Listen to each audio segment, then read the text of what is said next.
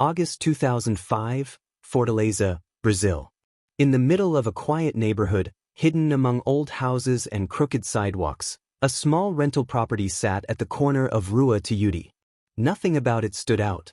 The windows were covered, a dusty white truck sat out front, and from time to time, a group of men could be seen unloading bags of soil and construction tools from the back.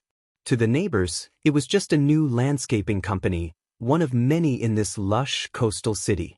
But what no one knew was that underneath this house, a team of men was about to make history. They weren't landscapers. They weren't even ordinary criminals. They were former military engineers, electricians, mechanics, and all of them had been selected for one reason: to dig. Dig deep, dig long, and dig directly into the vault of the Central Bank of Brazil. But this isn't just a story about a tunnel. It's about patience, calculation, and a kind of criminal genius that not even the authorities were ready for. Because what started as a small crew in a rented house was about to become one of the most successful and mind-bending bank robberies the world had ever seen. 3 months before the heist, in May of 2005, a man using a fake ID signs a rental agreement for a house on Rua Tiuti. He says he's starting a landscaping business. His name on paper doesn't matter, because it never existed. What does matter is that he wasn't alone. Soon after, trucks begin arriving late at night. Tarps cover pallets of wood. Buckets of cement and rebar vanish into the garage. What the neighbors don't see is the trapdoor in the floor of the back room. And beneath it, the hole. A very deep hole. The plan wasn't made overnight. The mastermind, who to this day is still unidentified, spent over a year assembling a team, recruiting former miners, construction workers, military sappers, and even an air conditioning technician to design ventilation. One man was in charge of keeping track of soil removal. Another, calculating the slope of the tunnel using surveyor's tools and string. This wasn't some random smash and grab. This was a full-scale underground military operation, just without the uniforms. They dug for months, inch by inch, under sidewalks, under traffic, under homes. They reinforced the walls with wooden beams, lined it with plastic sheeting, and rigged it with electric lights powered from the house above. The work was brutal, claustrophobic, dangerous. The kind of place where one wrong step could collapse the whole plan, literally. But they kept digging. Because they knew exactly what was waiting for them at the end. The vault.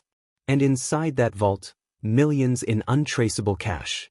August 6, 2005, Saturday. It's quiet in downtown Fortaleza.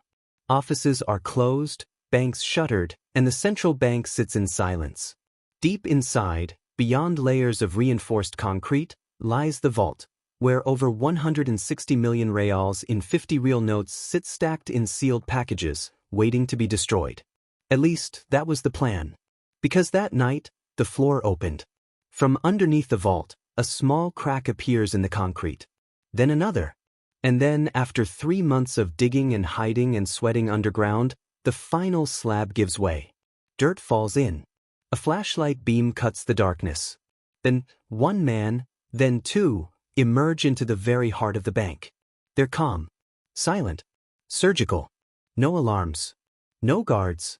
No cameras watching this angle. The bank was never built to defend against an attack from below. One by one, they pass packages of cash back through the tunnel, millions in plastic-wrapped bricks of 50 real notes. 3 tons of money, all lifted by hand. They work through the night. No talking. No smoking. No hesitation.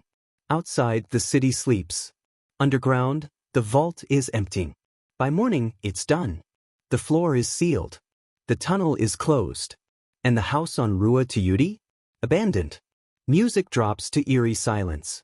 No sirens. No gunfire. No one even knew it had happened. August 8, 2005, Monday. At exactly 8 a.m., the vault staff at the Central Bank of Brazil unlock the lower level, expecting another routine week. But as they step inside, they freeze. The room is eerily cold. Something's wrong. And then they see it. A hole. In the floor. Not a crack. Not a drain. A clean, rectangular opening in the solid concrete. And around it, just loose soil. Boot prints. Gone money. The vault is completely empty. Chaos follows. Managers shout over phones. Security rushes in. The alarms that never went off now blare in delayed panic. By noon, the federal police are on the scene. And by evening, it's headline news across Brazil. Banco Central robbed in perfect heist. Thieves dug ATM tunnel to bank vault. 160 million reals gone without a trace. Investigators follow the trail, literally. They climb down the hole, crawl through the tunnel, and emerge inside a house that now feels like a movie set. Plastic grass. Dirty gloves. A map nailed to the wall. A half-empty bottle of water. The crew? Vanished. The money? Gone. The neighbors? They never suspected the quiet landscaping crew next door was really a tactical unit of criminals, pulling off one of the largest bank heists in history, right under their feet. Over the next 48 hours, the federal police launch one of the largest investigations in Brazilian history. Dozens of agents swarm the house on Rua Tiuti. They trace tool shipments, examine tire tracks, dust for fingerprints. And soon they find something. A single, partial print on a flashlight. It leads them to a name, Antonio Josevan Alves dos Reis, a known conman and logistics planner with a background in fraud. He becomes the first suspect. And he's not alone. Over the next few weeks, more names emerge. Construction workers, ex-soldiers, electricians, all connected by one thread. They vanished in the same week. Some left their apartments. Others left the country. One man is arrested driving a brand new car, paid entirely in cash. Another is caught trying to launder money through a farm. The police recover over 20 million reals in a single raid. But most of the money? Nowhere to be found. One captured crew member finally talks. He reveals there were 22 people involved. He gives up blueprints, timelines, even names. But when asked who was the true leader of the operation, he stays silent. He simply says, "He never showed his face." Even to us. The heist, investigators realize, was far more sophisticated than they thought. This wasn't about money alone. It was about control, discipline, and a mastermind who planned every second down to the last shovel of dirt. Months pass. Then years. The Banco Central heist becomes more than just a crime. It becomes a story, a myth, a blueprint. Most of the 160 million reals? Never found. Most of the suspects? Never caught. The tunnel? Filled with concrete. The house?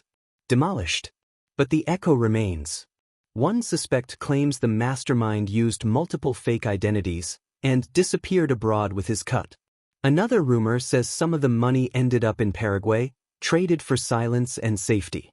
Some whisper that 2 of the diggers were buried alive when part of the tunnel collapsed during escape, but no bodies were ever found. No one knows the full truth. No one ever will. In the years since, Hollywood studios have tried to buy the rights. Crime podcasts have told the story a dozen different ways. But in Fortaleza, the street where it all began, nothing marks the site. No plaque. No warning. Just a rebuilt sidewalk and some tired palm trees. No shootouts. No explosions. No hostages. Just men with shovels, planned, and the patience to disappear.